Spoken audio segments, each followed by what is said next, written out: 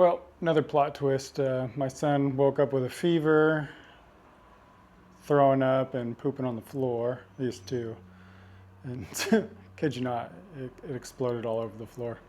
So I stayed home, working from home. It's nap time. And I guess I'll clean the garage because yet again it's messy. About 2 weeks the dogs tear it up, chewed up crap, dust all over the floor. And so I guess I'll clean the garage and tell you how I became a superintendent, well, superintendent principal, in 8 years. It's a pretty fast story.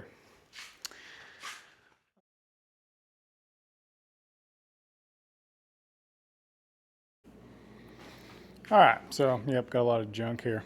So how did I get started? I was working on my bachelor's degree, finished that up. I got my bachelor's degree in biology and immediately joined the master's program. I got in on a waiver because I didn't have all the necessary requirements to get in. And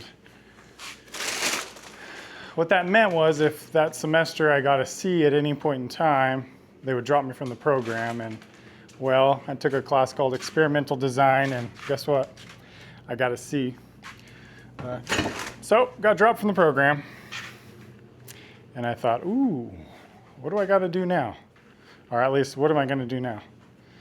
And my cousin at the time was subbing, a substitute teacher, and she says, hey, with a bachelor's degree, you take a test and you can sub and make like $125 a day. And I was like, I could do that.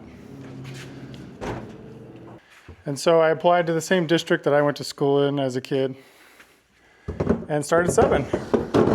It was pretty cool. They had an app. You can pick all the classes you wanted. If you wanted middle school or high school or elementary, if you only wanted PE. I took a lot of PE in middle school and high school. Not a big fan of kindergarten and elementary. Hence why I became a middle school science teacher. So I'm subbing for 6 months, from 2016 to the 2017 academic year. Subbing for 6 months, making about, I don't know, $2,000 a month. Bought myself a car, thought I was a grown-up. Moved back to live with my dad for a little bit. And I had a long-term subbing position at the high school, and so I applied for it. And the principal said, you know, I would hire you, but you're too young. The students in the class are 18 and you're 21, so I'm not doing it. And I was like, fair enough. And he goes, but you know what? I know a principal at the middle school who's looking for a teacher. I think that'd be right up your alley. Mind you, I have no teaching credential. I've never been through a teaching program, but at the time it's still pretty difficult to find science teachers. So I ended up getting hired on a PIP waiver. Pretty much let me teach in the classroom for a year until I joined a program. I spent about 6 months in the class, signed up for the intern program that was hosted through the local county office of ed, and joined up there. And so the benefits of that were I could teach full-time in the classroom, making about $50,000 a year, and take night classes. So I took classes Tuesday, Thursday nights for 2 years until I got my credential, my preliminary credential. Now I'm on my 3rd year as a science teacher. Moved to a nicer school within the district, a NASA-funded school. It's pretty cool. I had my own science lab. It was nice. God, my son leaves all these Hot Wheels on the floor. And so I'm working for this new school and got my preliminary credential. And so now I got to clear it. So they have a 1-year option and a 2-year option. Of course, me, I choose the 1-year option. Why do 2 if you can do it in 1? And I grinded it out, finished it. A lot of late nights, staying after school, finishing all my work. And cleared it. So my 3rd year teaching, I had a cleared teaching credential. Well, let's see, 3.5 years I had a clear teaching credential. And I didn't know what I was going to do next. So my 4th year, still teaching for the same school. I taught for this NASA-funded school for 4 years. It was a pretty cool place. I only left because I met my wife up here in Northern California. Where should I put this sander? And so I am fourth year teacher. Finished my fourth year and I get a notice from HR. I'm in my fourth year of teaching that says, hey, if you get your master's degree, we'll move all your units over by the end of summer. Well, I had already started my master's online and I was about halfway done with it.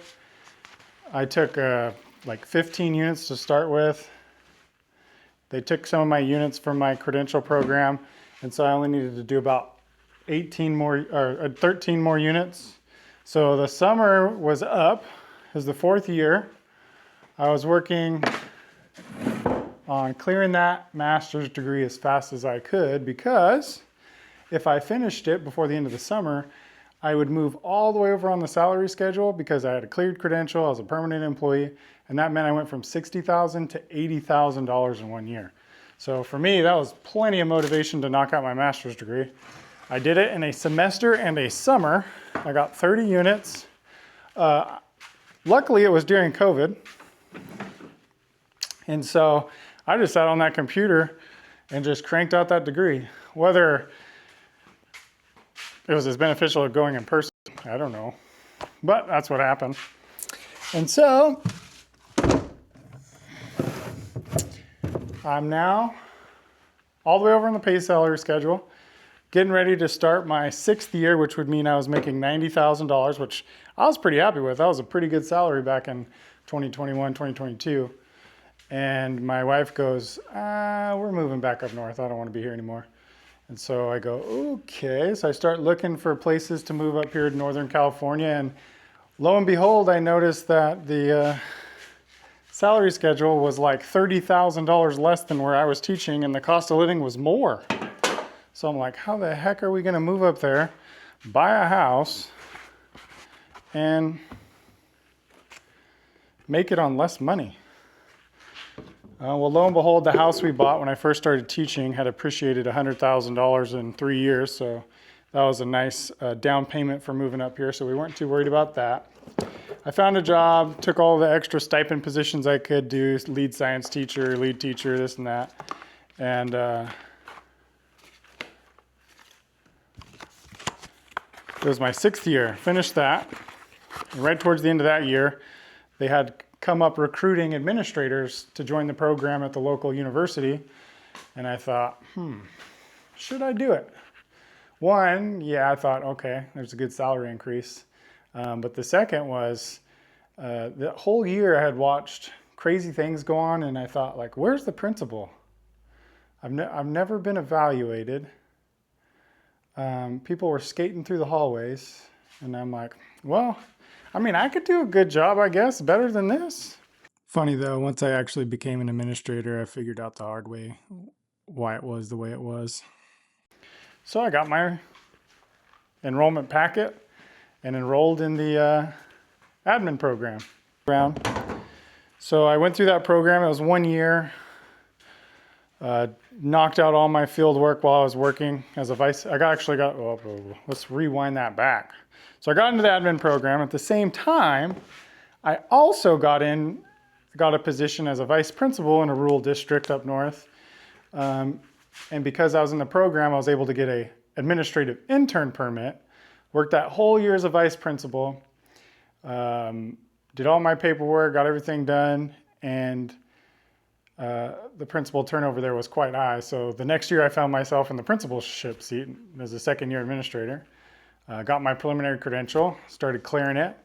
And as that year went on, there was even more turnover, and I noticed a principal superintendentship opened up closer to home, and I said, I mean, what the heck, might as well try. So I applied and got the job. Last year, I spent the whole year doing that job, learned more than I could ever imagine.